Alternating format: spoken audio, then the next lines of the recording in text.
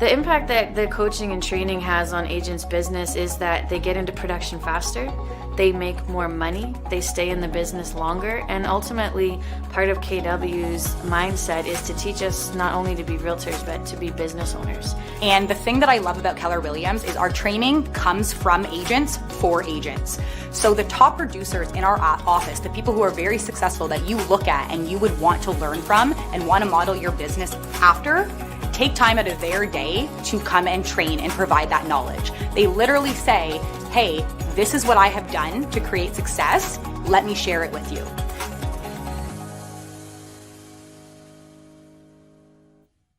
Here at Keller Williams, and we've been using this tagline for over a year now, where entrepreneurs thrive. Yep. Right? And it's just a brilliant tagline, and we as entrepreneurs so embody that. What separates Keller Williams from every other brand out there? I'm not saying we're better, but we're just different. We're way different. We have a different philosophy to everything. And I often say Keller Williams is not about what you get, it's about who you become. It's very much a self empowerment type of company. Yeah. And some people mistake that for, we hear all the time, I'm not drinking the Kool-Aid, right? Which is code for you guys are different over there. We're the only national company or international company that will openly say the brand doesn't matter. Real estate's a locally driven business by the agent and their sphere of influence. And so our job, if you believe that and agree with that, it fundamentally changes the value of the brand. Mm-hmm. So our job is to create the supportive and training environment and the technology that allows our agents to be the best possible fiduciary they can be for their consumers.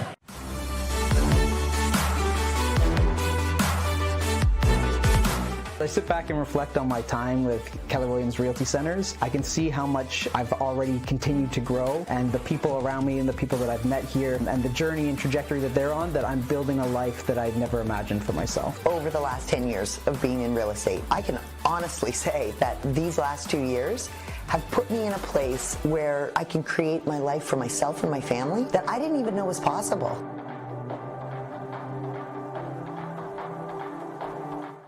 Jason Abrams here. Everyone knows that I love to talk. It's a gift, but I also love to listen. We're having conversations with the best and the busiest. The biggest personalities making the biggest impact. The craziest and the coolest. It's about passion, strategy, and above all, it's about real, tangible success. This is the Millionaire Real Estate Agent Podcast, available anywhere you get your podcasts. One shot, now the future is yours. Go! Yeah, I was building on the lecture. Verses coming daily under pressure. Working on the plot and the scheme. The true stock trademark is at the edge of your dreams. I'm talking one chance at best, yes. Painting pictures for the culture, keep the brushes fresh. Flip the drummer, work the drummer, passion never rests. Freedom is a teacher under pressure, now we blessed. See, I was so close where we go. There's one art, one shot, now the future is yours. Go! Yeah, it's one art, one shot, now the future is yours. Go!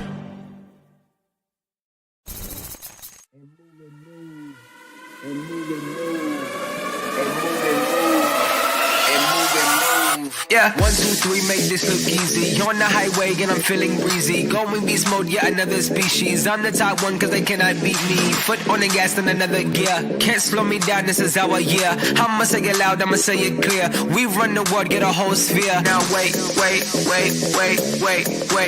Let's turn this up. Okay, let's work it out. Okay, let's shake and move. Okay, do what it do. I'm feeling great. Now let's turn on the cool. Get busy.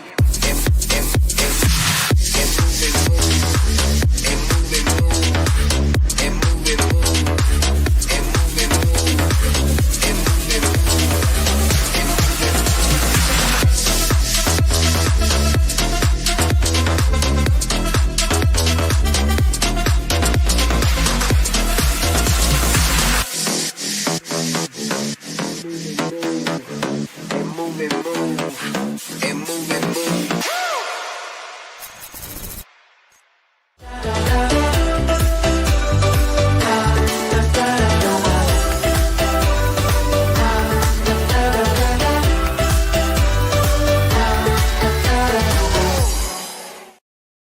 My friends, here we are at our February team meeting. Here's Jen. There we are. How you doing, Jen? I'm good. How you guys doing? Okay, I'm doing excellent. I asked in the comments where are you watching from, and we get our expected Keswick, Southampton, Wasaga Beach. Am I reading this right? Gail is in Paris? What? That can't be right. Is that right? Amazing. We go all over the world if that's the truth. Of course it is. Very, very good. We got lots going on. Yeah, Austin, I see you in Port Elgin. Get busy in the chat, my friends. We got lots going on today. And I'm excited to bring everyone some insight and some intel and stories, all from family reunion and everything like that. Yeah, we see Megan in the chat, Newmarket. Good thing. And I appreciate the quick pivot. I know last night we had to pivot really quickly as we're having some technical difficulties. And I appreciate everyone's patience and the eagerness to pivot to online. And I was thinking about this earlier, Jen and Colin. I used the word pivot last night with Stephanie, and I realized, there's going to be probably half of our brokerage, call it population, that gets a joke with that, and the others are like, well, I don't know what you're talking about. What? It's a great episode of Friends, my friends. Yeah. All good. I know people are fighting the sickness. We'll call it the sickness. It seems to be going through and through, and if you get it once, you might get it again. Very good. Okay, without further ado, I'm going to share my screen, and we got, like I said, we have a lot of things to go through today, and of course, what I want you to get out of this today is there is a lot of things happening around our client base, and our client base has questions because, as we all know, there's things happening outside of our control, in a sense, right, Colin? Absolutely. And today is just to kind of, in a sense, peel the onion away on the big T word and tariffs, but more importantly, how can we communicate and better serve our clients through different experiences and that type of thing. And that's really what we're going to focus on today. But let me share my screen, and we got to welcome a handful of new people here, Jen, and highlight some of our top agents and doing some amazing things. I'll let you take this piece, and you can do your thing here, because there's some really cool people joining our brokers, Jen. Yeah, absolutely. And welcome to Anil, to Tanya, and to Katerina, who joined us this month. And I know there's a few more people on their way in as well, but we're excited to have you guys, both some starting their business, some growing their businesses. And it's nice to get into partnership with new agents. Excellent. And moving forward, my friends, we've got some cappers, Jen. I'll let you run with this too. Yes, Claudia DeSantos has been as a capper. Congrats, Claudia. And Jane Dirks, Adam Lesperance. Excellent. Now, my friends, over the next couple of slides, we're going to celebrate some of our agents that are doing amazing things within the brokers. So these are our top producers for the month of January, Jen. Closed units, I should add. I love it. Amazing. So let's go. We got Linda Donnelly, Andrew Wan, Tim Catt, Brian Stamets, Nathan Catt, Darren Maltese, Angela Beatty, Stuart Madden, Michael Dinner, and number one, Tracy Kirstein. Congratulations, everybody. Excellent. And of course, our groups or our teams. Yeah, we got shout out Silvernagel team, Team Russo, Volpe Alcorn team, Bolton Clements Real Estate Group, and the Hastings team. Congrats, everybody. And I got to tell you, the Hastings team is doing amazing things. I spent some time with them, and so did you, Jen, down at Family Reunion. But I got to do a little shout out to the Bolton Clements team. They are pushing strong, my friends, and a huge congrats to them. I was looking at the numbers, and what I like to see too, especially on the previous slide, Jen, if we go back there real quick, is we're not. I'll say we're not seeing our typical names, which is a good thing because we're seeing some new names join that leaderboard, and that's always exciting for us as a leadership group because we're seeing agents being able to build their business right within KWRC, and I want you to make sure that you know, and I know you know, but we are here to support you in any which way you can. And if you're not on that top list, Jen, there's obviously different things we can do within your businesses, but working with a coach and Dylan and Mike and Melissa and others. Dylan's not with us today because he's helping out with sick kids and everything like that. But just give us a little plug on how our agents can get involved with Dylan and the coaching team, Jen. Yeah, for sure. I mean, there's lots of ways. One is reach out directly if you want to set up time to have a one-on-one consultation about where your business is at and where you want to go. You can connect with Dylan. You can connect with myself. We'll schedule a time to give you that private one-on-one and give you some fuel and ideas to help your business. You can jump into our growth coaching program. So if you're not a brand new agent or not someone who's reigniting their business, but you want that additional coaching support, you just reach out to me directly. I'll get you into our growth coaching chat. You get access to myself and Dylan as coaches in that group. We've also got our PC program. So if you are wanting to grow or rebuild, or you're new and you're not connected with us, just let us know and we'll get you into that coaching program and get you the boot camp and the training and the platforms and the mentorship that's going to get your business to the next level. So lots of different options. Really, the number one thing to remember is call Jen or call Dylan. That's pretty much it.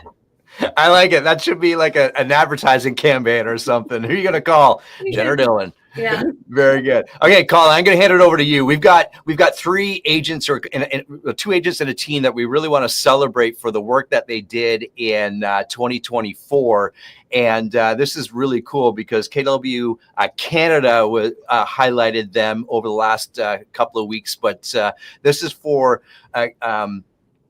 top individual agents for GCI. And as you can see there, Paul Ireland was number 4 in all of Canada, Colin. Absolutely. And they were also recognized at the awards in Vegas there. So big shout out to, people within our office, Paul Ireland, who was number 4 individual agents for all of Canada.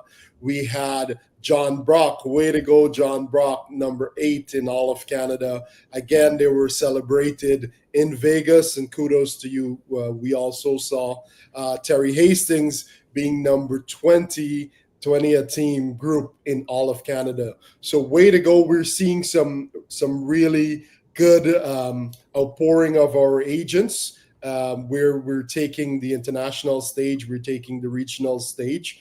I truly believe this year is going to be a phenomenal year where we see a lot more of our agents show up on this leaderboard as well. And Colin and Jen don't know that this next slide is happening, but I want to do a big shout out to our team and definitely Jen, top 3 for appointments right across Canada. And this is an amazing feat, Jen. 299 appointments for the year of 2024. And that just leads to being better conversations and communicating with agents that perhaps are looking to improve their business, Jen. This is absolutely amazing. And kudos to our agent partners that are sending you referrals, and keep that up, my friends. That is, we all know a referral is a much better route to close, whether you're closing on a home and you need a referral, but Jen works the same way. So keep those referrals coming in is what I'm trying to say. Absolutely. And the beauty about this is we know the formula, Gary, because we've seen the formula in our real estate business. The more people we talk to, the more business we'll get. And these are lagging indicators. We know Jen and the entire team, we're all talking to more people. We spoke to the most people last year.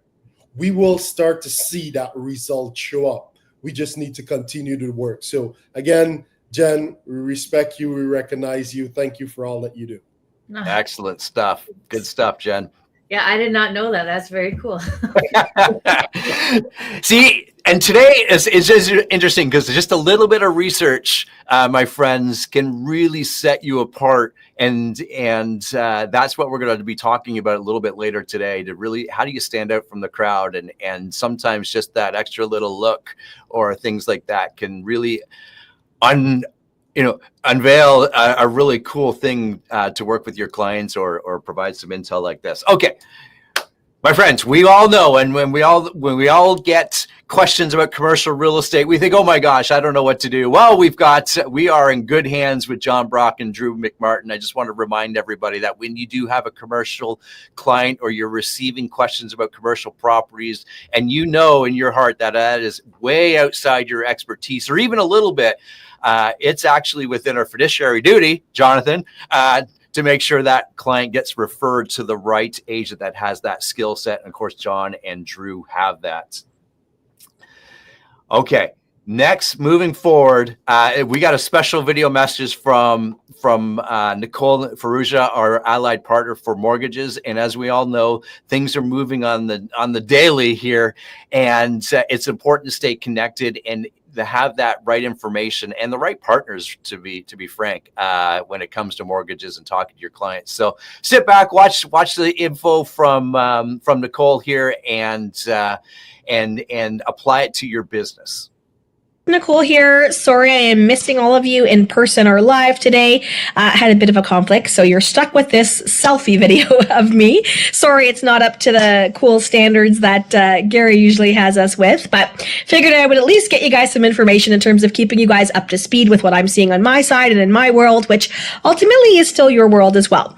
So a lot of you guys have been asking me kind of what I'm seeing in terms of activity over the last few weeks. It's definitely slower. And if you guys remember, I've been saying it's been doing this over the past little while. We saw an uptick and pickup in activity, and then not so much. It is still market center specific as well. So other areas I'm seeing are, kind of busier than others, but ultimately still been a slowdown over the last few weeks. It really is translating into the calls that I'm having a lot more of uncertainty again. So people kind of back on the fence. Not so much, necessarily waiting with respect to rates like we saw before. Now it's just all of the noise in terms of Trump and the U.S. and the politics and all that kind of stuff. I won't get too much into that because we'll save that for another, cool episode from Dylan and Matt where they can dive a little deeper in that. But ultimately, that is creating a lot of hesitation and uncertainty in the market. And I get it. And it makes sense. But, last week, I was in a conference, and I was with my buddy Benjamin Tall. He is the chief economist from CIBC. I absolutely love him. He is my favorite resource, if I can go ahead and say that. And so ultimately, he spoke a lot on everything that's kind of happening in the economy, and specifically with respect to the Trump in the U.S. And ultimately, his sort of take on it is that Trump's bark is louder than his bite. And so it's not to say that nothing is going to come of it and we should just kind of, shrug it off and ignore it all. But he does think that it is, it's a lot more noise. And basically, I love the way he explained it. He kind of said, well, he feels he's throwing a bit of a tantrum, and he's just kind of, putting a lot of scare out there to see if he can basically get what he wants without really and truly all the repercussions that come with it. So all of that to be said, he still thinks that there is light at the end of the tunnel, that things are still going to move in the right direction. In terms of rates in the Bank of Canada announcements, he still thinks that we are going to see another 50 to 75 basis point drop throughout the rest of the year. So whenever that may happen, he does also agree that it is likely going to be slower than what we're expecting to kind of see. And I was asking him his take on, the kind of fixed versus variable and all that kind of stuff. And he's also in alignment with me. You guys have been hearing me say that I am very pro variable right now. And so again, it goes back to the fact that because there is this uncertainty and instability for a little while, it's probably going to be a little bit longer than we were, hoping for in terms of seeing that stability. And so the variable rates are still likely the best option for a lot of people right now. Of course, it is still individual, but because it can then buy us some time to figure out what's going to happen with the fixed rates and the bond market and all that kind of stuff when we settle down a little bit more and really see what comes of all this, tariff stuff and all the noise that's out there. So, ultimately he does think that again, that is going to be, we still can have that light at the end of the tunnel, and, it's not necessarily going to be as bad as some of the media outlets are making it to see. And so, the conversations that I'm having with clients and with your clients is still, of course there's no guarantees, there's no promises, but kind of really bringing them back to the goal is still the goal. And if on our side, on the finance side, if we are having these sit down conversations with your clients and really tackling, the numbers from a perspective of, okay, well, what is your monthly cash flow look like? What does that affordability look like? And how we approach it with a conservative, sort of approach, and still kind of ignore the conversations, specifically concerning rates and things like that. And just really taking it back to the core goal, and just really reiterating everything that's kind of going on and just kind of hand holding them through all that. It's definitely, been helpful with clients, but it is taking a little bit more time. And so we kind of have to go back to that sort of mindset where we're packing a little bit more patience in terms of nurturing clients along. So, and one more thing I just wanted to wrap up with, it's a bit of a sort of unique or random kind of thing to chat about, but it has come up. I've received several phone calls on this in the last week and a half from some of our agents as well too, in addition to others. So I just thought it was worth mentioning. So anybody who deals with pre-construction or has clients that are kind of asking questions on this, there has been a lot of information kind of floating around, specifically to blanket appraisals that from my understanding, I'm only aware of the fact that this is happening with RBC, in terms of my resources directly with RBC as well too. This is definitely an RBC thing where we are hearing about blanket appraisals. So essentially, RBC is guaranteeing the value, basically a guaranteed blanket value for any of the builders that they have this agreement in place with. So this is not a brand new thing. It's been a very quiet thing, but it's not a brand new thing. And basically, it's sort of stemming from several years ago. RBC was basically taking up trying to take up a lot of the market share in terms of, their alignment with a bunch of these builders, and they're big name builders as well too. And essentially the agreement was just basically like, hey, if you can, kind of guarantee us that RBC will do the financing, we'll kind of basically give you this sort of guarantee on a certain, the basically ballpark cost per square foot, and essentially we'll just kind of guarantee the value of these units and these condos.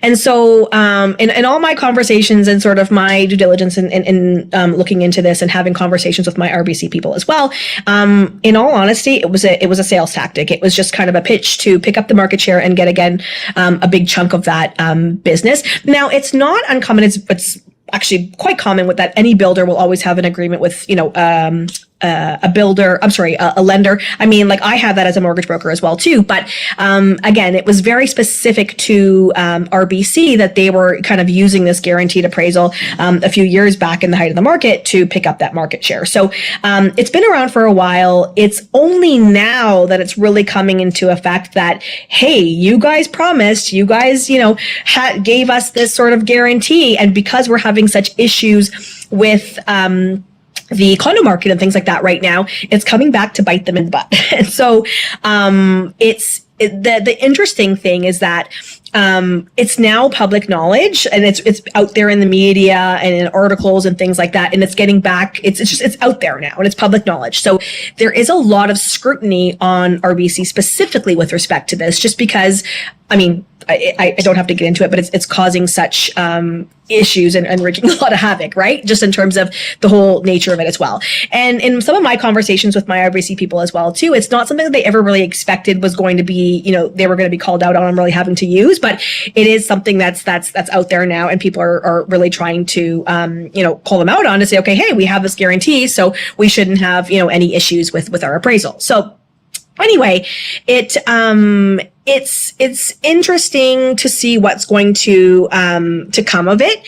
And in terms of, like I said, I can't guarantee or promise you exactly what's to come of it. But in my conversations with some of the high levels and some of the people who are in other lending scenarios and in FISRA and things like that, there is a lot of scrutiny on it, and it is something that is being looked at because a lot of people out there in terms of the powers that be are not happy with this. And so it remains to be seen, in terms of what's going to come of that. But it is a thing right now. So if you guys have any, questions on that, feel free to give me a shout, and happy to talk to you on that more. Again, in terms of the information I have available to me with that. Okay. So talk to you guys soon. Excellent, Colin. I always really enjoy her insight. Here's the thing, my friends, is I wrote down the dates for the next rate announcements, Colin. It's March 12th. So in about a week and a half or so, April 16th. And I want everyone to remember there's not a rate announcement in May. We skip that and go into June, the early part of June. And obviously we watch that closely because that has some effect. There's a little effect on our housing industry. We're going to continue to make sure that we are getting the right info, the right news, and the right intel to share with our clients, right? Absolutely. And it's interesting because as Nicole was speaking, I made a note that it's the news no longer, the media, the role of the media is no longer to educate us anymore or to inform us. It's more to just startle us. And as professionals, we have to be very diligent in where we're getting our information from and the sources that we're getting it from. Because if it's just to click on social media, the goal is just so that it gets our attention to click. So, and like Nicole mentioned, Benjamin Tal, one of her favorite economists, and we follow Benjamin a lot as well. So it's picking some key people that politics is not going to be in there, but it's just information that we can follow. And I think it's important during this time where there's so much noise to decide who you're going to be getting information from. Well said. Well said. Speaking of getting information, how's that for a segue? This is important because, as we all know, things are always moving on the broker side, and we're going to invite Jonathan to come on screen with us. And Jonathan, you've got some pieces of I don't want to say housekeeping because it's never housekeeping, but pieces that we as realtors need to make sure it's implemented in our business. I'm going to hand it over to you, my friend, and thanks for everything that you're doing for us. Thanks, Gary. I really appreciate it. First of all, I want to congratulate both Paul, John, and the Terry Hastings team on the job. That's amazing. In a very difficult market, they're able to, step it up and be able to be number 4, and I think it was number 8 and number 20 as a team. Congratulations to all 3 parties. That's amazing, guys. As far as the broker record, the Office of the Broker Record is concerned, I'm speaking on behalf of Darren and Gil, and you guys have been really great because, like I said before, only 30% of all TREB members are compliant with TRESA. However, we just want to be a little bit above the top. So we want to be, we want to get there. Some of our agents are still having problems with whether to use Form 200, which is just a regular brokerage listing on the freehold, versus Form 271, which is the designated representation form. So, come out on March the 6th.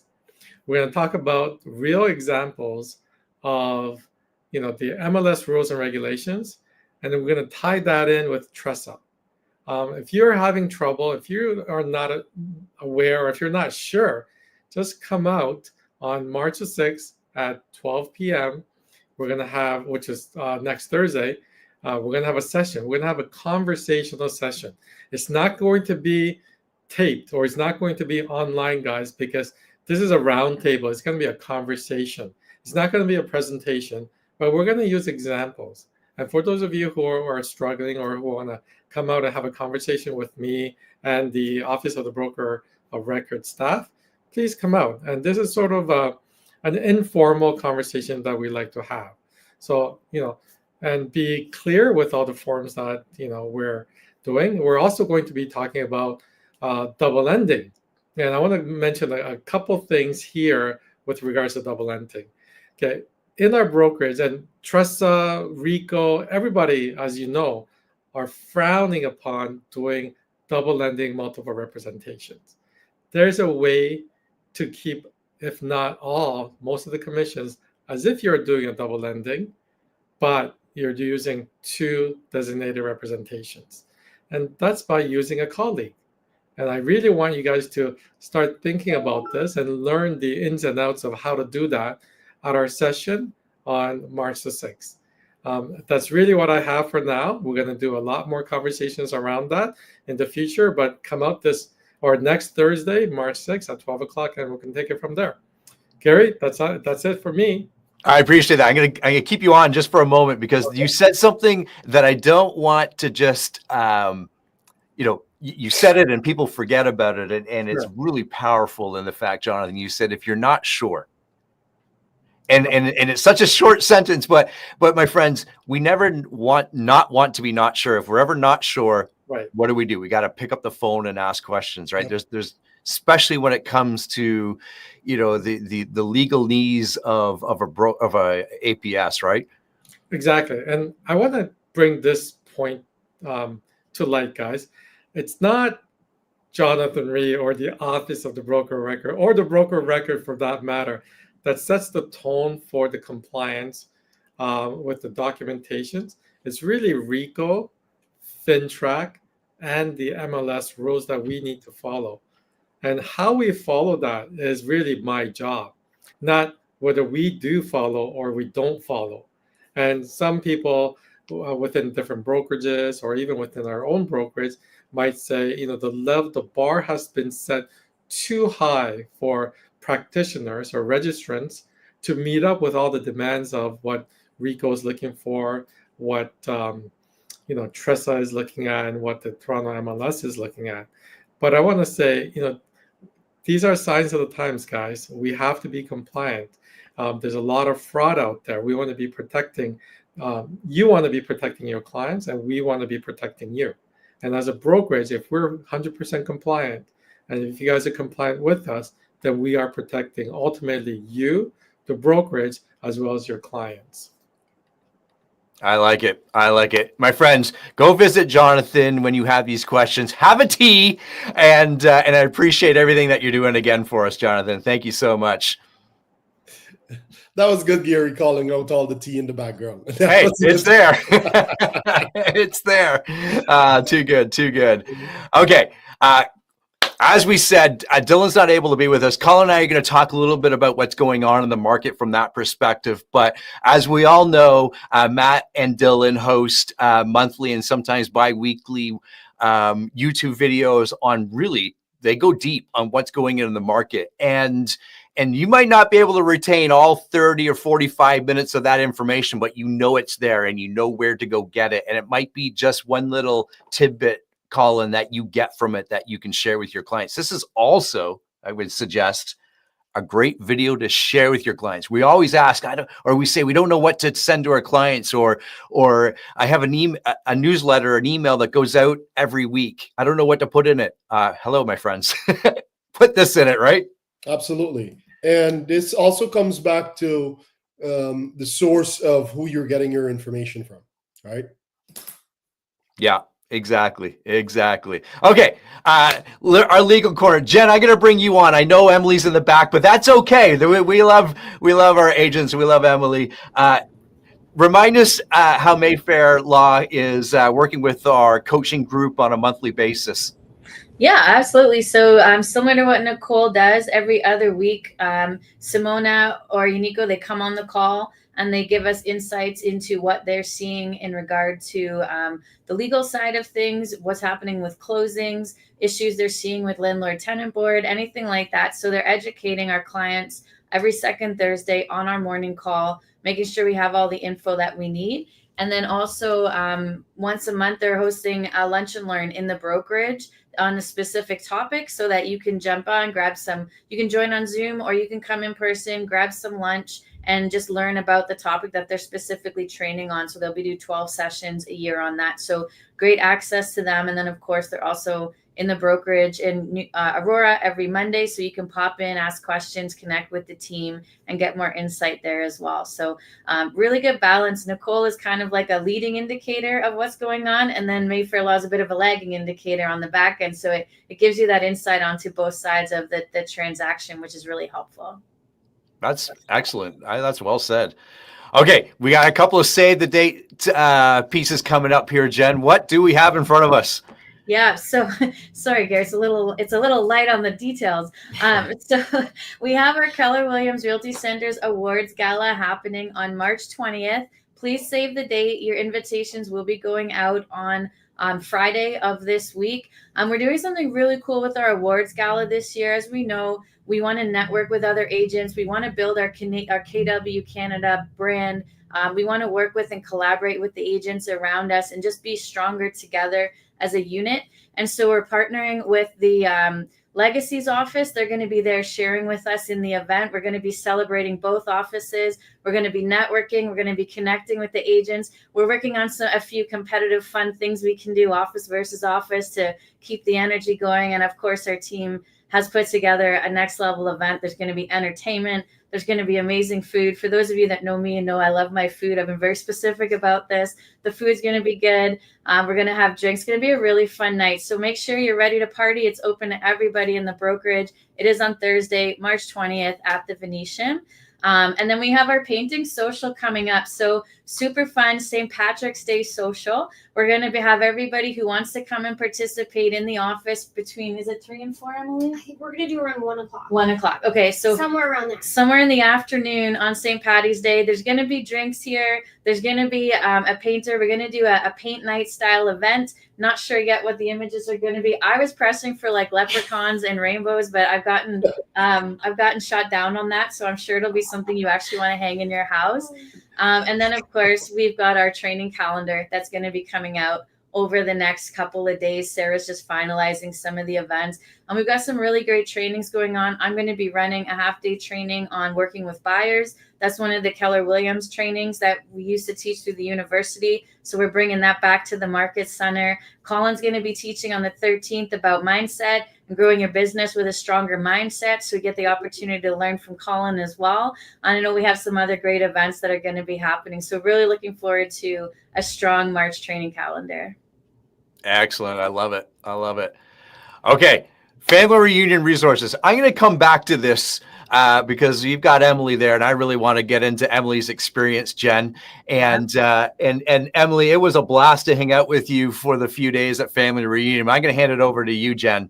Yeah, absolutely. And thanks, for giving us your time today. And before we jump into that, I know Colin's wearing a pink blazer. I know, Emily, you've got a pink sweatshirt on. Do you want to give a highlight as to why we're wearing pink today? Yeah, it's just anti-bullying. It's just to represent, our support against anti-bullying. The kids wore their shirts. My husband wore his shirt. I'm wearing my shirt, and Colin's got his on too. Yeah, absolutely. So it's wear a pink shirt day to acknowledge anti-bullying in our communities and in our schools and all of that stuff. So I had the memo, then Brooke got sick and I forgot about the memo, but here we are. So thank you for wearing a pink shirt and letting us highlight that. And I just wanted to kind of get a feel for you on, this was your first family reunion. First family reunion, finally. Yes. Like, I've been trying to go to family reunion for probably 5 years now. We finally got you there. Since I started. Yeah. And there's been COVID and there's been a couple babies and, that kind of stuff. Yeah. So I finally got there. It was so awesome. Like, it was just so good. First off, like Gary said, to be able to spend time with everybody. Yeah. So much more than just the training was being able to network with, colleagues from here, meet people from other brokerages. Yeah. And for me, it's been such a mindset shift. Mm. And it's the right time of year for that mindset shift. Right? Like, it's the timing on it couldn't have been better. Right. So yeah, it was, I got some wicked stuff out of the training. Some advice Jen gave to me before I went in. I was like, oh my gosh, I have to go to this, and this class. And she's like, no, you need to, focus on what it is you're looking for to expand in your business this year and focus on that solely. And that was like the best advice I could have got. Yeah. So for me this year, I'm looking to grow my database more. My personal business is around database and Sphere. So a lot of what I'm doing is community and farming this year. So nice. I focused on that. Yeah. And the takeaways that I got from this one panel, it was an hour and a half, and I can't even describe to you the amount of takeaways I got for farming specifically. Yeah, I love it. And so I don't know, you brought Deb, your assistant, with you to the event. So you had a little of a double down to get back and be ready to implement, which we all know Deb is amazing at. So what is the one thing you're going to come back and plug into your business right away that is going to help you, hit your goal or change your business model this year? For me, like I said, my focus was farming and community. And for me, I will be sending out postcards, door knocking them, and making sure that my call to action isn't the same as everybody else's call to action. So usually, you have the QR code and the call of action ends up being like, hey, do you want a free CMA? Right. And every agent's doing that. So my call to action is actually going to be, we're doing a fun Easter event. And I used to have an office space. I don't now. So we're trying to pivot that. So I have an Easter bunny costume. I'm ready to get out there for Easter. So I'm like, what am I going to do? Yeah. So our call to action on these postcards is actually be a QR code. And we're going to say, sign up and register if you're in this area, if you're in Uxbridge, which is where I live. Let me know, send me your email, and we will get the Easter Bunny will show up at your house with a little package for both your kids. Amazing. Right? Yeah. So it's just it's just going above and beyond the basics. And it was like, I was so inspired by the things that these mega agents were doing. I was like, this is so easy. This is so fun. It doesn't have to be that serious, and it doesn't have to be the same thing every other agent out there is doing. Yeah. I love that. And I think it was interesting. One of the big takeaways, and you were in the same session, I believe, with the 20 ideas on how to lead generate creatively, right? So that it's not just cold calls and door knockers and all that stuff. And we are actually going to bring this training to the Market Center. Dylan and I were both in this session. We're going to teach it here over the next few months. So you guys will get all of that info and all of the ideas that they had. But that was a big theme at Family Reunion this year, right? It was, how do you do things in a way that excites you, that motivates you, and that can be different and then separate you from the crowd? And I love that. That was a takeaway. And one more takeaway that we're going to be doing from Family Reunion, from that training you're talking about specifically, and like take this and run with it if it speaks to your business. So it was basically like so their example was a margarita machine. They had a margarita machine. They lent it to people in the neighborhood. They put their business card on it.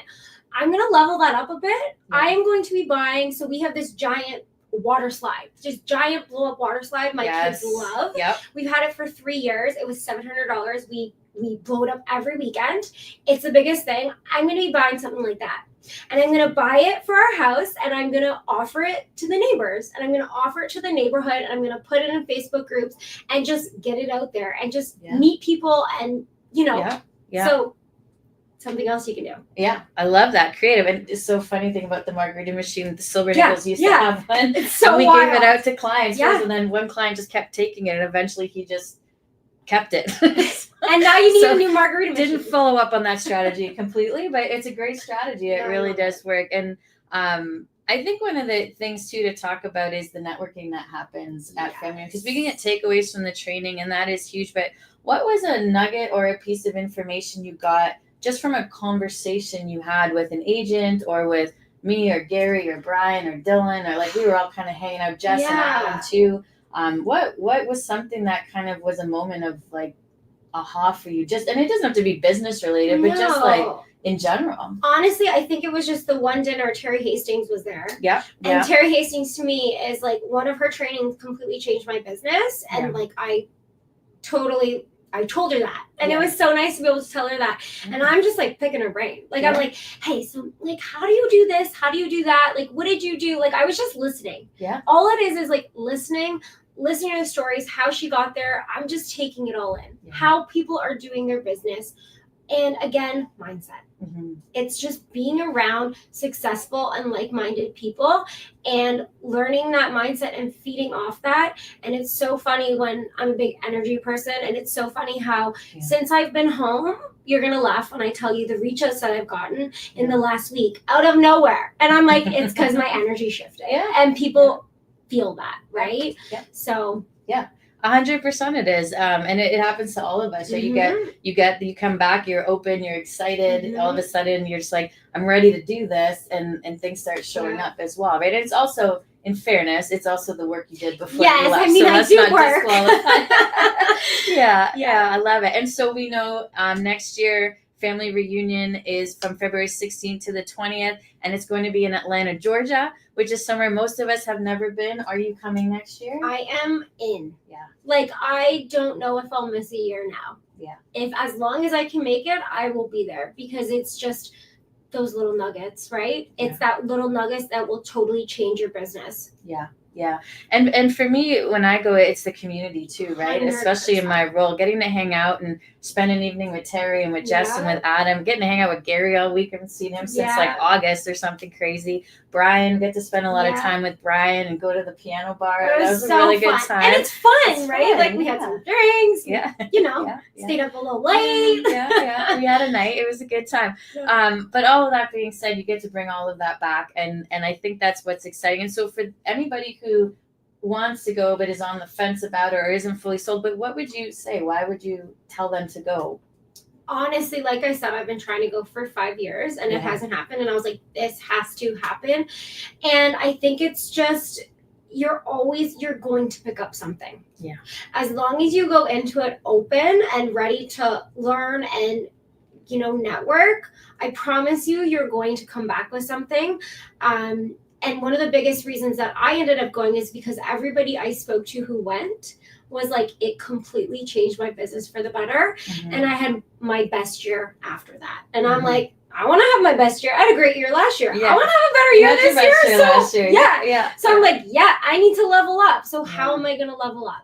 I'm going to network with people who are better than me. Right. Comes back to proximity, right? Are you putting yourself in the right rooms and having the right conversations? I love it. Thank you so much, Em, for your time and for sharing. If anyone wants to check in and reach out to Em or talk more about her experience, just reach out. You've got her numbers available through the office. You guys can connect with her. She's usually pretty accessible. So feel free to pick her brain and ask questions. Definitely. Thank you. Thanks, Emily. I love it. And hanging out with you is a lot of fun. And it's just one conversation that can change everything, my friends. And one of the things that I'm bringing back quickly is I met up with a good friend of ours, Abe Shreve, and Abe runs a business that allows you to recreate, I'm going to say it like this because this is what we know, BNI groups. But it's BNI groups on steroids, where he provides not just a platform for getting to know other like-minded business owners, but teaching those business owners how to improve their business. So imagine this. You could create a little BNI group and help coach them to build their business. How's that referral? So Colin and I are looking at that, to bringing it to our office so you, the agent, can go implement that. That's the type of stuff that we're excited about. So thanks again, Emily, for everything that you're doing, and you're thanks for your energy. How about that? Good stuff. Good stuff. Okay. So moving forward, Colin and I are going to spend a little bit of time on the big T word. And as we all know, things are happening sometimes a little bit quicker, and sometimes, Colin, things are happening and we don't know what to do with it. Yeah. And with all the noise that is being going on, I think since last year, and we're with the US, with the new president in the US, and just talks about tariffs and what is happening. It's important for us as professionals, for us as the local experts, for us to be the economists of choice, because a lot of our clients, they see us as the source of information. And when the rest of the world is falling apart, or they feel like the world is falling apart, they want to be able to pick up their real estate, pick up the call, pick up the phone, call their real estate agent and say, hey, what is going on here? How does this affect me? No longer is it okay for us to say, I don't know. Like, we're in an information age. There's to say we don't know, it's no longer acceptable, because what I can guarantee you, Gary, is 99.9% of the agents out there, they're not going to know how to respond. And we will separate ourselves by just doing a little research, just deciding who those voices are that we're going to listen to. And now we can share that information, not being on one side or the next, but just sharing factual information. So let's talk about tariff, because it's that word, it's the elephant in the room. It's been around, it seems like everywhere we turn, you're hearing about the word tariff. So let's have that conversation. All right. Let's do it. Let's do it. And I think I would preface this. I believe most Canadians understand the concept of a tariff, because ever since the early fall, if you will, we've seen the videos online and everything like that on what a tariff is. And quite simply, it's a tax to the importing company of a product that's bringing a product from another company, or sorry, another country. Yeah. And not to say there's any misinformation out there or anything like that. What we need to have a good basis on is, how is it going to affect not the Canadian real estate market, not the Ontario real estate market? How is it going to affect you in the Aurora market, or Keswick, or Owen Sound, or wherever you happen to be trading? Because that's where we trade. We trade in new markets, in this little pocket, or wherever you, like I said, wherever you happen to be selling and buying real estate. And as we all know, buying and selling real estate is not a Canadian economic piece. It's very local. So, Colin, how will this affect our local real estate market? Well, I think I'll start off by saying, and like you rightfully said, Gary, a tariff is a tax that the government places on goods imported from another country. That's what it is. It's a tax. So with that, for us to see how this will affect us come next month, let's look to see what has happened in history. Tariff is not a new word. This has been around for ages. The truth is, the last time President Donald Trump was in power, he imposed tariffs on Canada, on both steel and I think it was on aluminum. 25% on steel, 10% on aluminum. So we saw that in 2018. And what happened? Exports dropped to a 10-year all-time low. We saw exports drop. We saw it encourage more locally purchase, us buying locally more. We saw that. We also saw the flip side of that, where jobs were lost. Right? Income was reduced, jobs were lost. And the truth is, Gary, after a year of those tariffs being on, because it wasn't just the US deciding that, okay, I'm going to impose 25% on steel and 10% on aluminum. They said that, and Canada decided, okay, we're going to fire back. And they did the exact same thing that we're proposing right now. However, that lasted for roughly a year. And then both the US and Canada came back to the table and they renegotiated and they removed that. And what that did, we saw production, we saw income go through, companies started to rehire, production went through the roof again. So a great indicator of what the future will look like is really understanding the past. And so how this will affect our local market, we look at it, again, if they were to impose tariffs on steel, aluminum, again, because that is talks that we're seeing. How does this affect the real estate market in your market? How does it affect resale? The truth is, for resale, I see, and this is just my opinion and based on my research, I think we will see an increase in resale properties. I think we're going to see a lot of increase in resale properties. I think it will affect the price of new construction, pre-construction. Because yes, Canada produces steel. We produce the raw material for steel. And it's just like the automotive industry. Steel crosses the border many times before it becomes that big beam that goes in a high rise, or that big beam, that center beam that goes into a single family home. So we will see the increase of that. And so builders who have already projected, completion in 2026, their prices are already locked in, but in some cases they could come back and ask for more. Or new constructions, we might see an increase in price. What that will do, it will drive the resale market.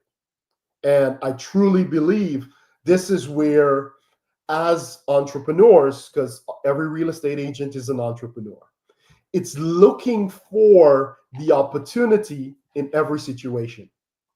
Yes, we're not taking away that jobs will potentially get affected. People in manufacturing, jobs could be affected. People in the automotive industry, absolutely. But we also know that in every challenging times, opportunities are created. Gear, you and I, you would remember this during our rain days where oil was super high in the Middle East. And what did Canada do? Canada decided that we're going to, that word again, pivot. And we realized that, hey, we got a lot of oil in these sands. How are we going to get this oil out of the sand?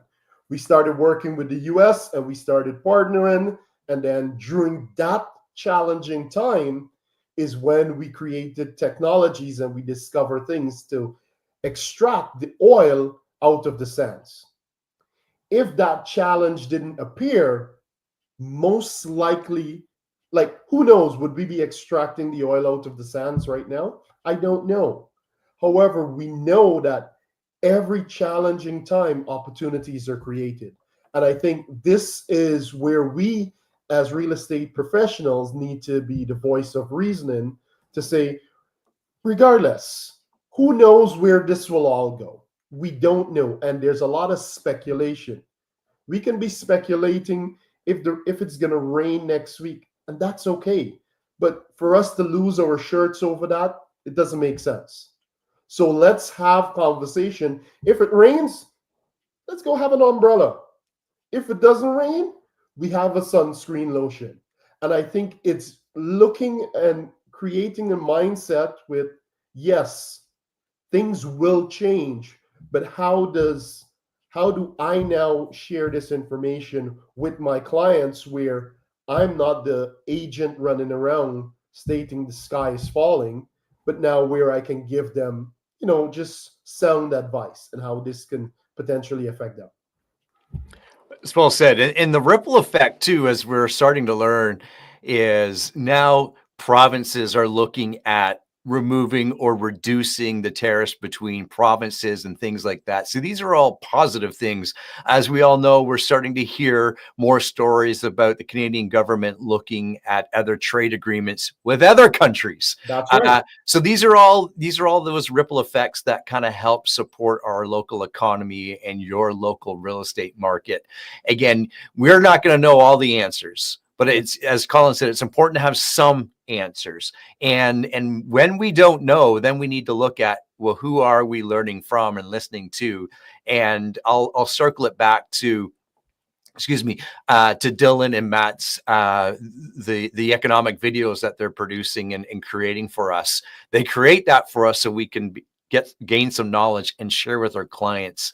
And it's incredibly important.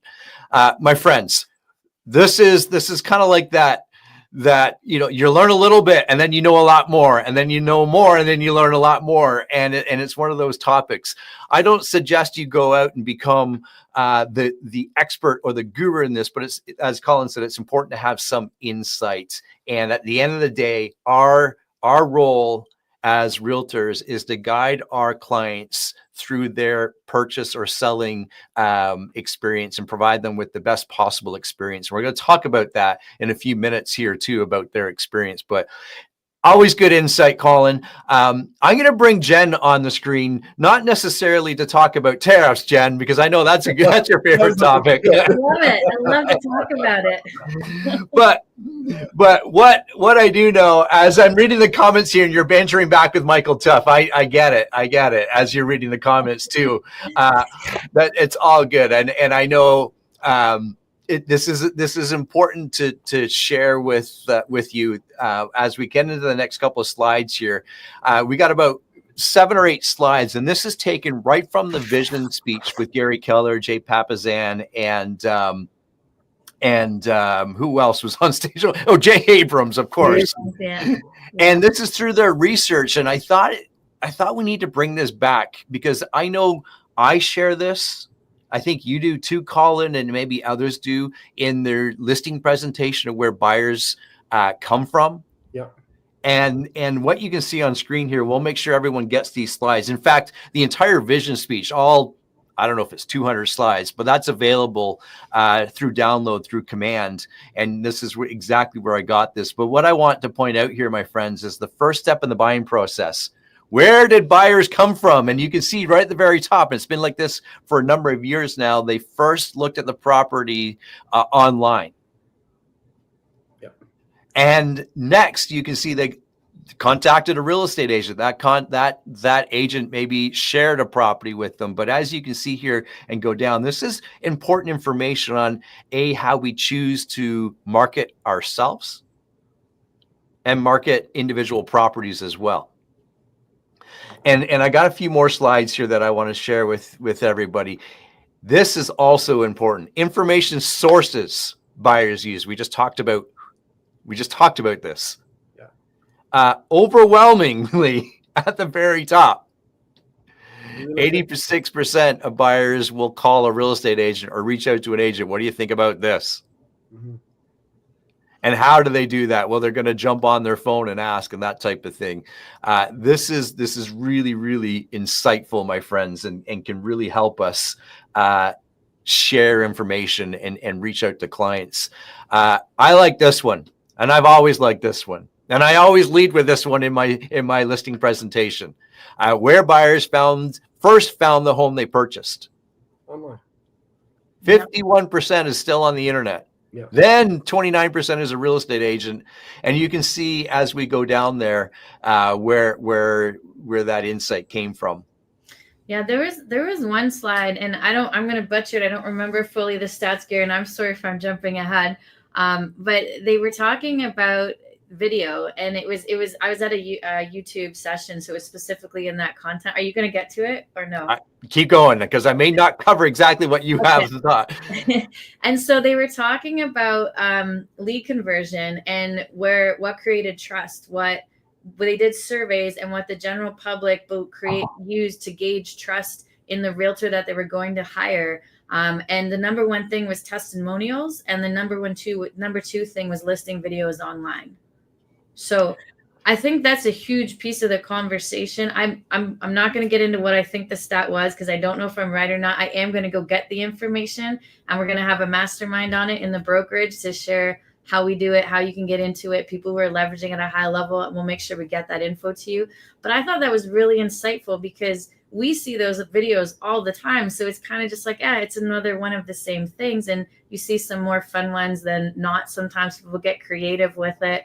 I don't know if anyone follows Christian Nacarado, but he did a really funny one on his newest listing. It just went out yesterday. And it is impactful. But the fact that they're tracking that, and we have the stats, and we know the path that we need to go to get the conversion and make it easier to be successful in the business is hugely important, right? And I love these slides. I think that's what we need to be talking about.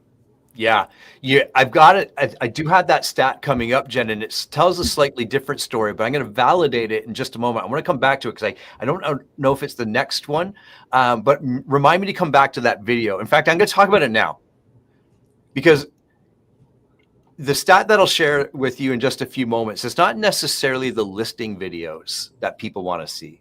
They want to see what Christian did. Had nothing to do with the house. Had everything to do with his personality. Oh, that's a guy I think I can go buy a house with. Yeah. And we all know that I like to post a lot of videos. and my friends, the ripple effect of that is when typically someone picks up the phone, and this is my own personal experience, picks up the phone and calls me, they already know me. Yes.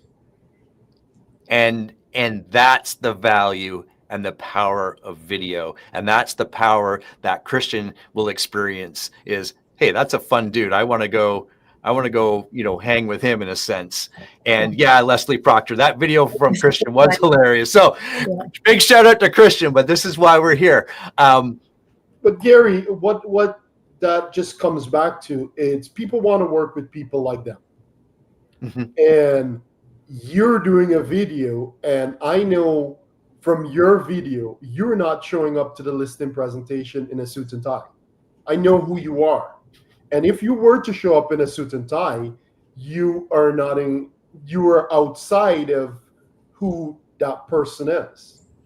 You're always with your hat, you're casual, and that is who you are. So someone like that will connect, and I'm going to want to do business with you.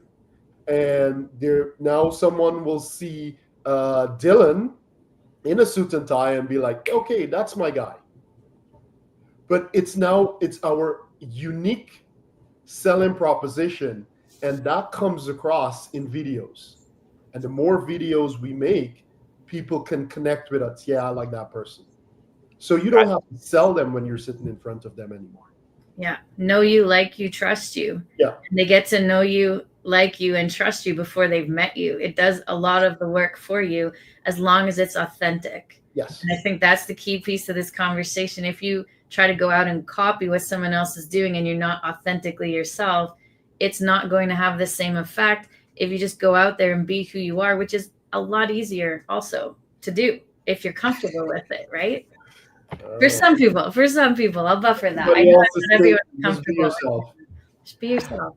Yeah. I love that line, Jen. It's a lot easier to be yourself than somebody else. Yeah. I like it. I think that's a good one. That's a good one. Okay. Like I said, I'm gonna share with you just a few moments about that slide there. But the method of home purchase, well, this is kind of self-explanatory in a sense. Pretty much everyone's using a realtor to make that purchase happen. We'll kind of skip through that. Maybe this was, I should have kept going forward. Okay, this is really, really interesting. And for some, you don't care. For others that spend some time on this, this matters. The value of website features.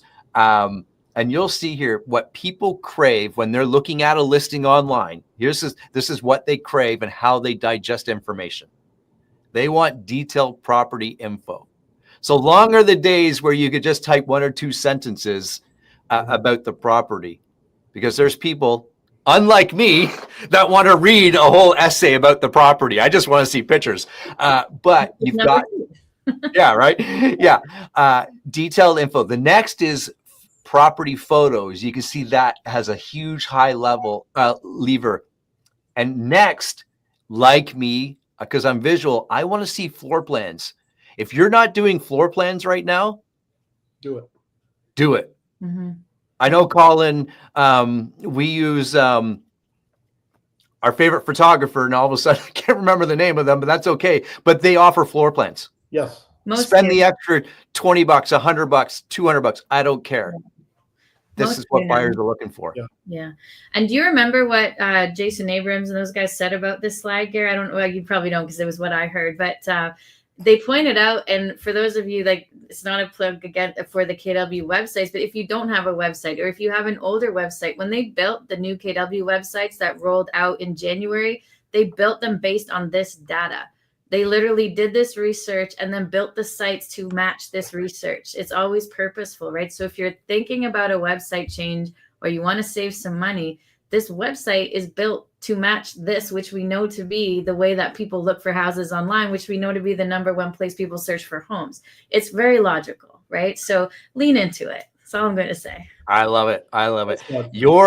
Your online listing should follow this formula. And you can see here, Jen, the virtual tours are about 41%, but actual videos are towards the bottom there.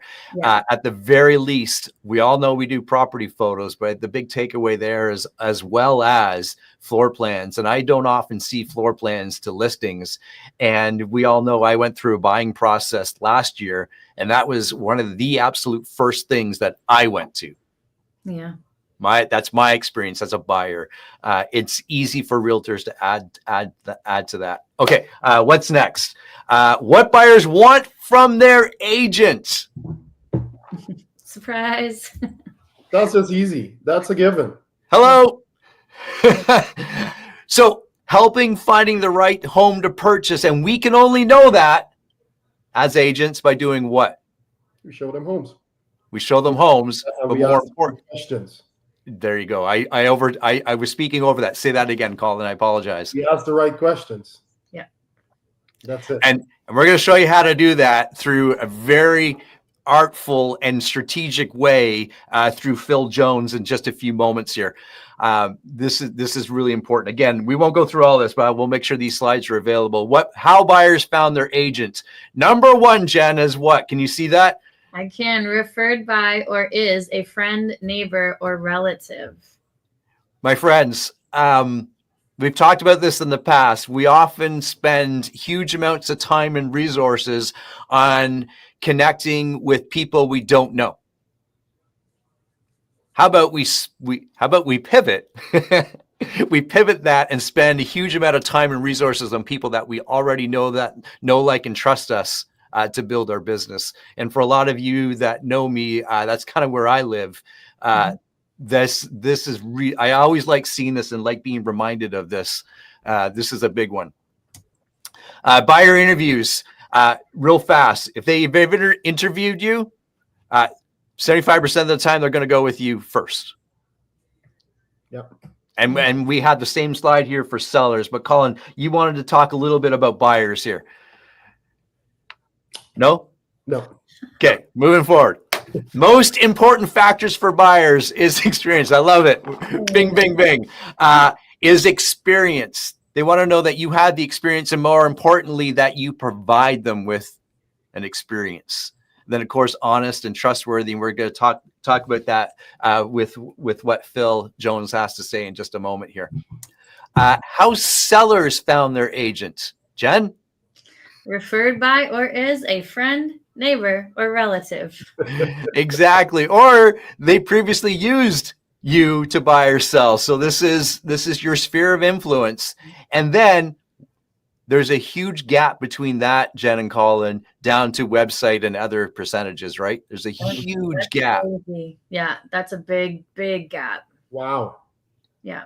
That really floored me. In fact, I thought it was going to be a little bit higher than where it is, but that again just reminds me of how important it is to stay connected with your sphere of influence, because if you're not talking to them, guess who is? They're in somebody else's database and somebody else is talking to them.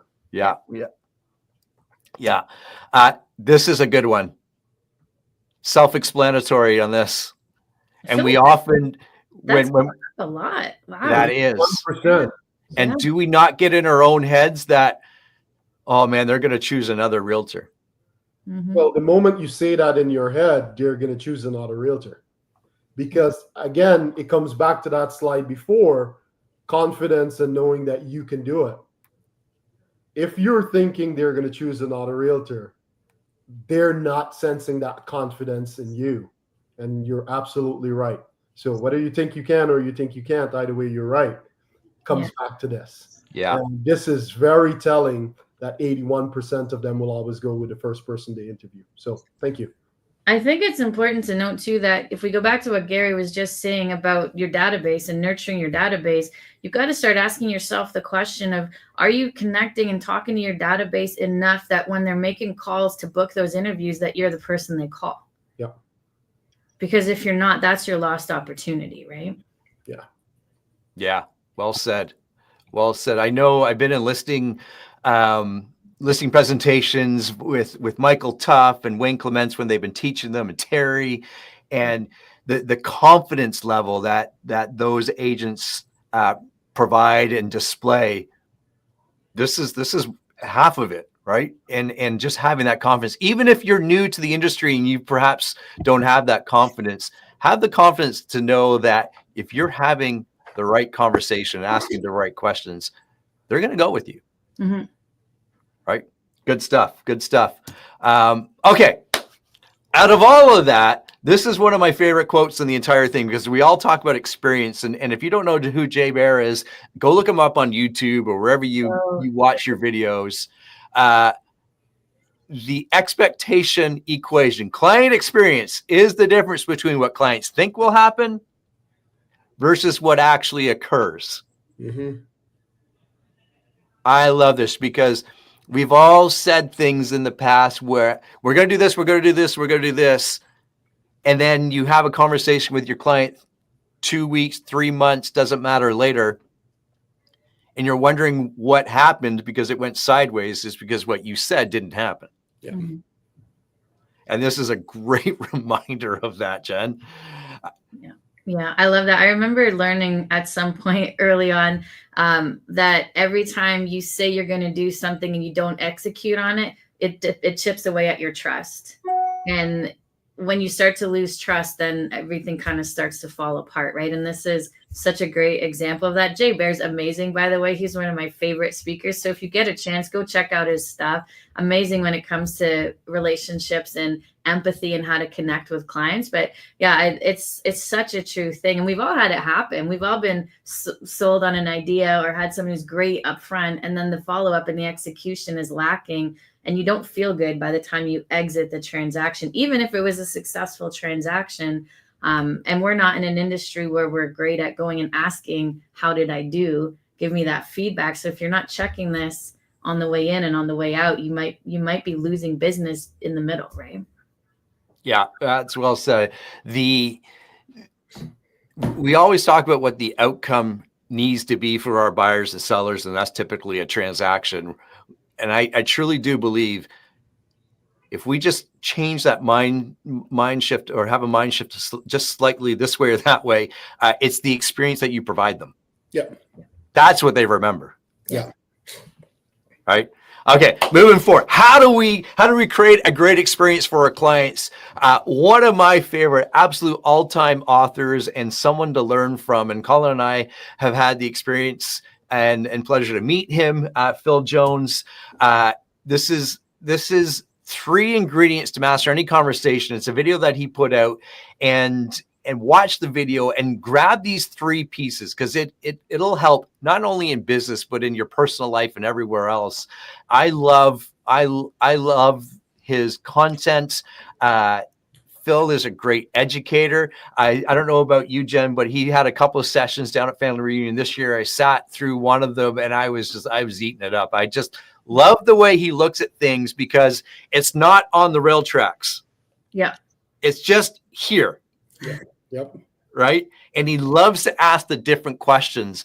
And one of the things I will share with you right now is one of the questions that at open houses, when someone walks into your open house, what's the first question you ask them?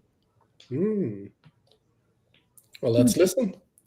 Well, it's not in this video. This is a little bonus content. Okay. What is the one question you ask them? And everyone will typically ask, "Oh, why are you here today?" I'm trying to think. I used to always ask, do you live in the neighborhood, or are you shopping to move into the area? Yeah.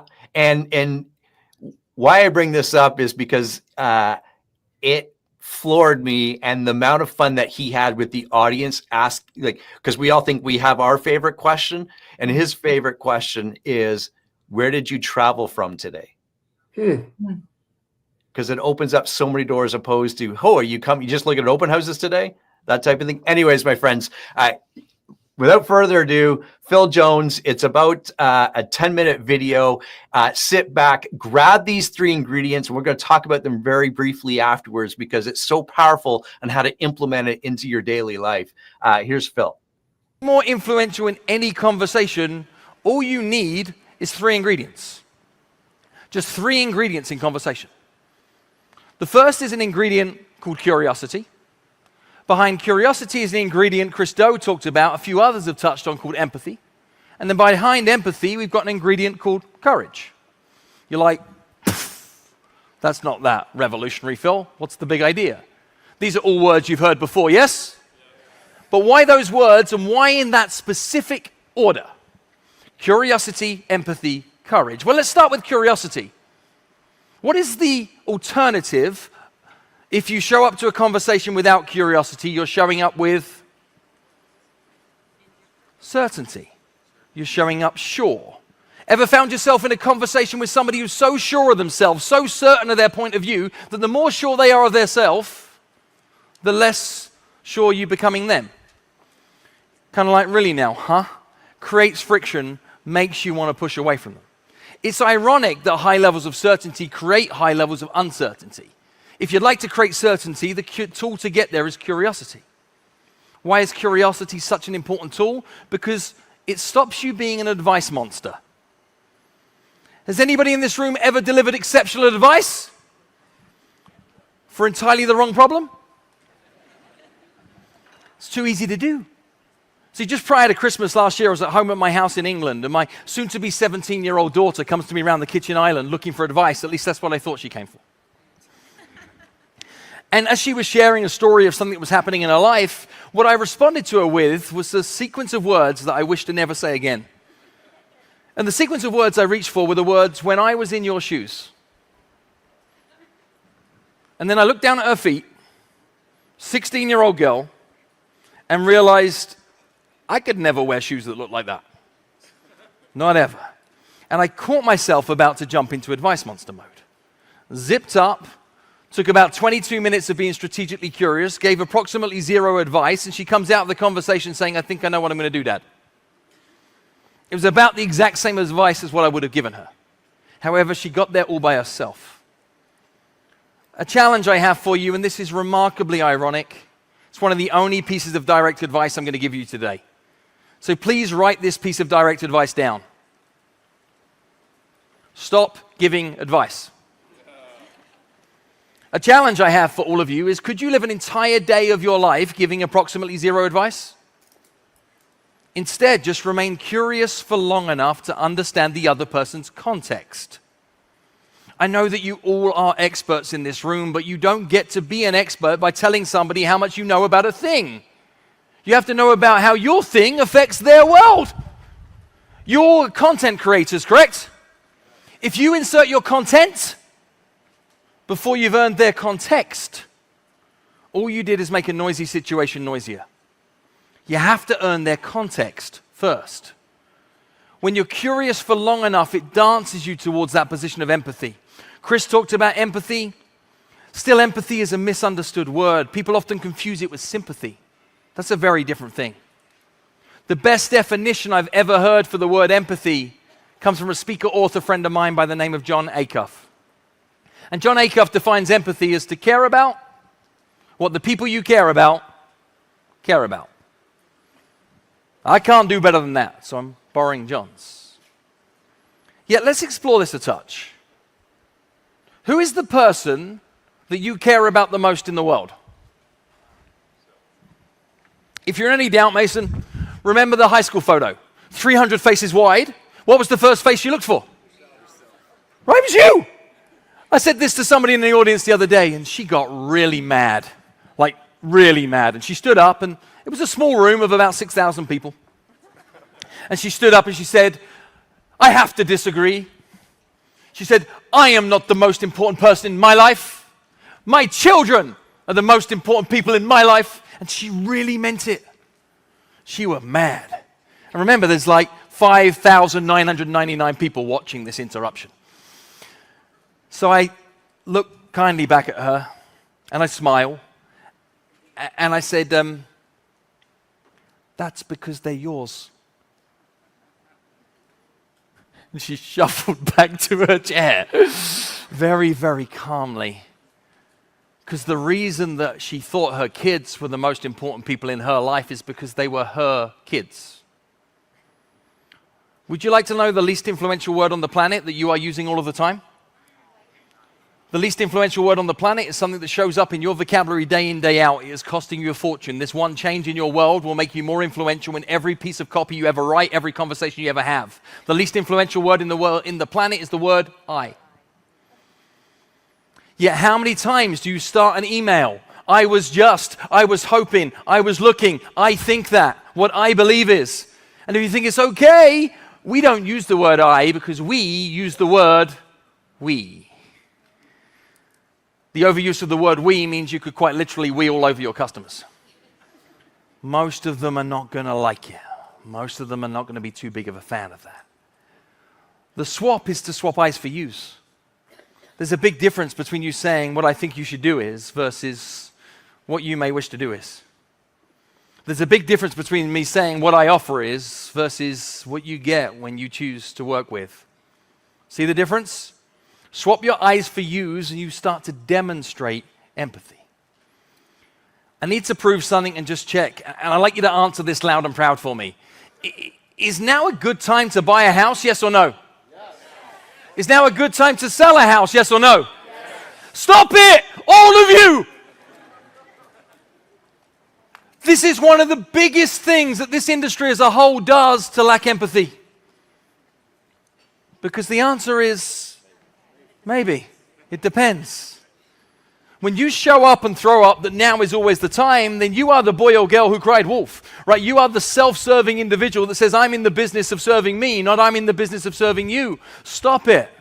Did you know that nobody in the world wants to buy a house? You know that. Nobody. Also, no people want to sell a house. You knew that? People want to buy a house because. People want to sell a house because. If you want to win in today's world, get to know their because. Make all of their conversations about their because. This isn't you helping them sell their house. This is you helping them move to Florida so they can spend more time with their kids because they didn't spend the time with their kids and their grandkids through their working life and they feel guilty about it, so they want to get there now so they can try and make up for lost time. That's their because. And if you don't know that, you're commoditized. Period. I do not need you to be an expert in real estate. I do not need you to be an expert in loans. I do not need you to be an expert in anything you're an expert at. I need you to be an expert in people who also happens to have higher levels of expertise in real estate, mortgages, etc. Your expertise in your sector is table stakes. That gets you in the game. Your knowledge of the person you're looking to help gets you on the podium. Different. You catching this? I want to prove this empathy piece a touch. Who in this world has somebody in their life that could reach out to you with a big ask for how you might be able to help them next weekend? And before that person's got to the end of their ask, you're already ready to say yes. You have those people? And then you have other people that could ask you the exact same ask, that when they ask you, you're like, this weekend? Me? Really? And you got pushback, resistance, friction. Why is it there are some people in your world that you're ready to say heck yes to, and there are others that you're ready to say hell maybe? Why? Because of the relationship. And the relationships that you're ready to say heck yes to are relationships built on high levels of trust. We're in the business of trust. We are so much in the business of trust that we say things like, you can trust me. When you tell somebody that they can trust you, does that increase or decrease trust? Decreases trust. Trust is earned. You don't say you can trust me. I mean, just like to be honest with you for a second, because everything else I've been saying is a lie. Like, what the heck? It's stupid, the things that leave our mouth sometimes. I was with a group of financial advisors a short while ago, another small group, about 3,500 people. They just took themselves through this giant rebrand, spent hundreds of thousands of dollars in this rebrand. Their tagline everywhere across the conference was, "We are trusted advisors to our clients." They spent a fortune on this. And I'm on stage, I'm looking at this, I'm at this part of a speech like this, I'm like, people, I'm sorry. You don't get to call yourself that. That is something somebody else gets to call you. If you want to be trusted advisors, don't give that as a badge to yourself. I know you want to earn trust. How do you earn trust? Too few people help you. Well, what you do, if you ping my triangle back up on the screen, you remain curious enough to understand the other person's context. You demonstrate empathy to be relatable. You equal trust. Curiosity plus empathy equals trust. Curiosity plus empathy equals trust. There's a button inside the head of every decision maker on the planet. It's a button that I've learned to call the show me that you know me button. The minute you trigger the show me that you know me button, no longer is it you versus them. It's you and them versus it. Some of us in this room have grown up in the world where I won the sale, I won the listing, I won the business, I won the argument. If you are the winner, what is the other person? Which means you're in the business of creating losers. This is 2024, people, not 1986. What it should be is not me versus you, it's us versus it. Get clear on what the it is, the because that lives behind the results you're trying to achieve for the people. You're in great shape. Which brings us to this third ingredient, this ingredient called courage. And I'm not talking about jump out of an airplane courage, like climb a mountain courage, go to war courage. I'm talking about the courage to just ask. Because we know that if you do not ask, you do not get.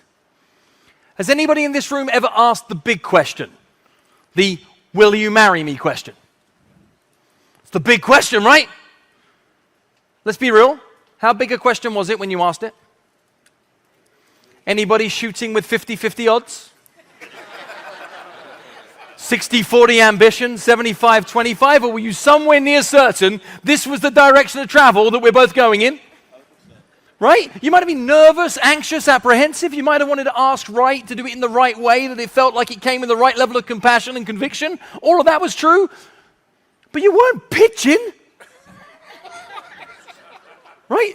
Just a natural next step in the relationship that we've developed. That's the big ask that I'd like you to make to your clients. When you're curious enough to understand their context, you're empathetic enough to understand their relationship, you're relatable, the courage to make the next big step is not a big ask at all. It's just an invitation to move forward. And I think sometimes we scare ourselves to death about pitching and asking and winning the listing and closing, that we put all this unnecessary pressure on ourselves. When what we can do is just dance our prospects towards the next natural step. We can romance this. We can do it with a little more grace than perhaps is often being positioned. Does that feel better for most of you in this room? My friends, I love that video. I love Phil. I don't know about you. I'm going to bring Jen on too. Let's add this back in here. And why do we bring that up? Here's what he was talking about, that triangle: curiosity, empathy, and courage. My favorite thing in that video, guys, was swapping your eyes for us. We've all done it. I think you should do this. I think you should do that. Or I think we need to reprice our home. Phil has a great way of being able to connect with the audience, obviously, but just allowing you to see things a little bit differently is incredibly powerful. His book is, if you want to read a great book, exactly what to say, go download it, or Audible, or however you consume your books. It is such an easy one. I think Jen's, are you reaching for it? Yeah. Sure am. Me too. I'm reaching for it. I got it on my phone. Audible. Yeah. Audible. Yeah. And I know Andrew and Wayne have a Wednesday session that they host based on Phil Jones's book on exactly what to say in real estate, where they talk authentic conversations and how to leverage them in your business to get the results that you want. And I think tapping into some of that and working on your skills is going to be a huge piece of this, because it's so easy to say it, right? Let's just replace all of our I's with S's and we. It's like, sure. And then 2 seconds later, it's like, I want this, or I'm going to do that, because that's how we all think and function. And it's definitely a challenge. I think it's a great challenge, though. If we can get more into curiosity and empathy, how much more amazing would the conversations be that we have with everybody in our world, including our relationships, our family, our friends, our kids. And kids are like, we've started practicing this with our kids. It's such a total random side thought, but like, you realize how smart they are and how interesting and how their brains work differently, and you learn them better. And if we can figure that out about younger kids, imagine what that looks like when you're talking to an adult, and how you can help them get the result they want in the way that they want that result to happen, which I think is the important piece, right? Not how we want it to happen, how they want it to happen. And this gives us the ability to do that and to understand it from the onset, which gives us opportunity to create a better experience, which gets us more referrals. And it's just a whole big pretty package, isn't it, when you think about it? I love it. I love it. So, my friends, today might be the first day you're hearing about this, and there's some information that's coming out either later today or later this week, according to KW Canada. Yep. Phil will be our keynote speaker for the Love of Real Estate in Mississauga, as you can see here on April 23rd. Do yourself a favor. Come, attend, bring a colleague, buy them a ticket, do whatever. Phil will be with us. He'll have the stage for 3 hours in the morning. And then a little birdie told me he's coming on our podcast right afterwards. So that's pretty cool too. I bumped into Phil at Family Reunion. We had an amazing conversation. And like I said, do yourself a favor and attend this event. Just learning from Phil alone is worth its weight in gold. Yeah, and we'll be getting block office tickets for that too from Regions. So once we have more info and we have the tickets available, we'll let everybody know, and we'll reach out so you guys can secure your seats and your dates. So we'll be in touch with that the minute we get the rest of the information from the region. Yeah. Excellent. Good stuff. What's next? Okay. Apart from that, I know, what are we doing here? I know, Colin, you wanted to have kind of not the last word, but you definitely wanted to finish off with, the importance, in fact, of, we'll say, the color of your jacket today. Yes. Before we do that, at some point, I would like for you to share with everyone all the resources from Family Reunion so that they can download. I know Emily and Jen alluded to the fact, why are we wearing pink today? And it's more for anti-bullying. And a lot of the times we think about bullying, right away we go to school. And we think, yeah, there's a lot of bullying that happens in school. And as adults, we don't think it relates to our lives. And this is where I would ask for you to pause and just think of, how can we be just kinder to somebody else? The truth is, life is hard as it is. Apparently, being on this planet is one of the hardest planets we can be on. And the lessons that we learn and go through here, it's hard as it is. And if we can just be kind to somebody and just say a kind word, speak respectful or be respectful to someone, that can go a long way. Because the truth is, a lot of our agents within our organization and our company, they're dealing with a lot.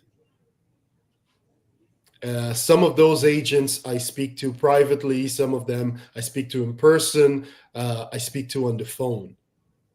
And the truth is, we're dealing with a lot. And just that kind word or a kind gesture can go a long way. So for each and every one of us, I ask that you just be that kind person to fellow human beings or fellow agent or fellow colleague. We don't know what people are going through. I'm talking with an agent in our office who is almost at the wit's end, and they're concerned, should they continue? Not in the industry, continue life. And this is the challenge that we face. And the truth is, you would never know who that agent is. A kind word can go a far way. So be kind to each other. Let's be kind to one another. Bullying doesn't happen just in schools. You hear somebody talking negatively about someone, just change the conversation. Just change the conversation. You know what? I just choose not to participate in that. Like Emily said, I just want to protect my energy. Is it okay if we were just to talk about uplifting things? People are going through life with a lot on their shoulders right now. If you can be anything, be kind. That's my message. That's excellent. I think Sandy says it best. I love this message. So with that, my friends, thank you for spending your lunch hour with us. And we appreciate everything that you're doing. And we look forward to your success over the coming months. And of course, ending this quarter with that upbeat. And there's so much information out there. Know where you're getting your insight from, my friends. Make it an amazing day, and we'll see everybody real soon. Bye for now. Yes, sir.